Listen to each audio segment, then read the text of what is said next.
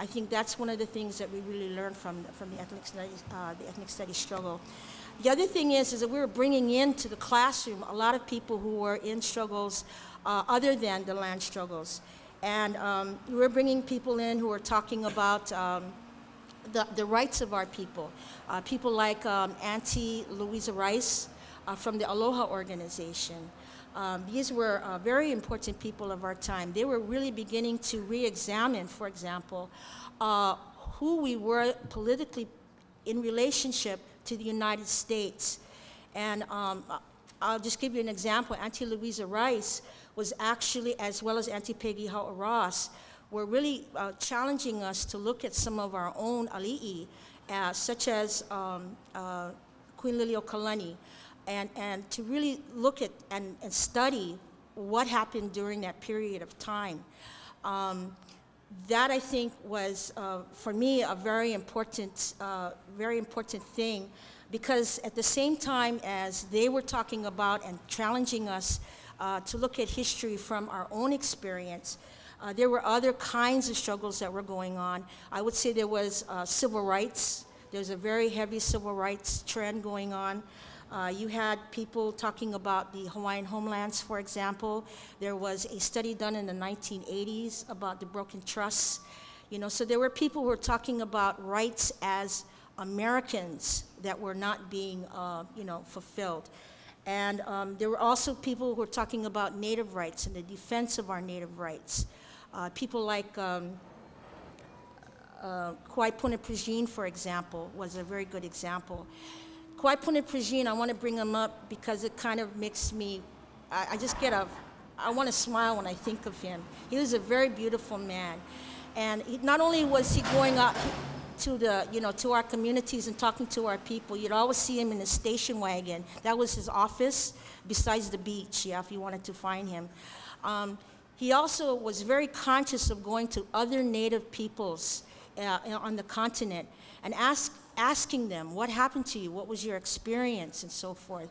And so he brought actually to us, via ethnic studies, if I recall correctly, he brought to us people like Russell Means. He introduced us to Native American Indian leaders who were fighting in the AIM movement at that time. And so we were learning a lot through these connections about Native American Indian fights and also their history. I think it was very significant. Let's see, what else was there?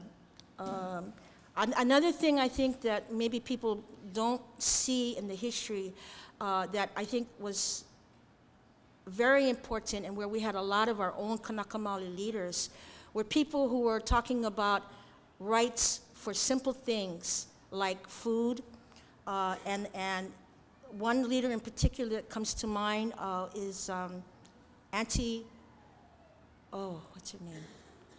Richard, Margaret Richards, Kalamai, etc. Margaret Richards, Auntie Maxine Kahalelio, these were women in the forefront during that time fighting for welfare rights, yeah, and for the survival of our people, actually. Another, I think, important thing that took place was, of course, what we all know, and that is the whole cultural renaissance.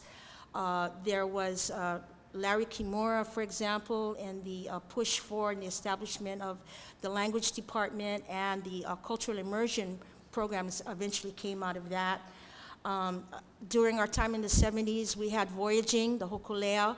That was a very important thing, not only, you know, where our people were beginning to retrace their history through that voyaging, but also bringing a lot of you know, beauty and honor to our people about how intelligent and smart our people were to navigate. That was a very important thing. During the 70s also, we had a very important movement, of course many of you know that, and that is the Protect Keko'olani movement. I just wanted to mention something about the Protect Keko'olani movement, having been a part of that. A lot of the land struggles that were taking place all over the islands were very important as a kind of like a precursor to the movement of PKO. For example, on Molokai, you had people like Auntie Judy Napoleon, Walter Riddy, even the Helms brothers, who formed a group called Hui Alaloa. And what they were doing is they were fighting for access rights that were being blocked by hotel development on the west side. And so as part of their learning of doing these struggles, they eventually became involved in the landings at Keko'olani. There's another thing I want to tell you a little bit about, and that is that Gail Prigine was one of the very first people who introduced the idea of going to the island. And he had just been at a occupation of Alcatraz, and he got a lot of strength and knowledge about how to do that kind of organizing. He came back home, and then he hooked up with some of the people who were doing these other struggles, and thus you had the whole planning of the first landings on Keko'olani. Keko'olani, of course, was a very big and important movement of the 70s, which eventually influenced a lot of people to take stands on issues such as Makua Valley. Makua Valley isn't going away. I just want to mention this, that as of August 31st, there may be the resumption of live fire training back in Makua. So stay tuned, okay? But those were the kinds of beginnings, I think, that are really important during the 70s. I guess with that, I would like to just kind of end here, and maybe as questions come about, I can address some of the historical periods of that time a little better. But thank you. Mahalo.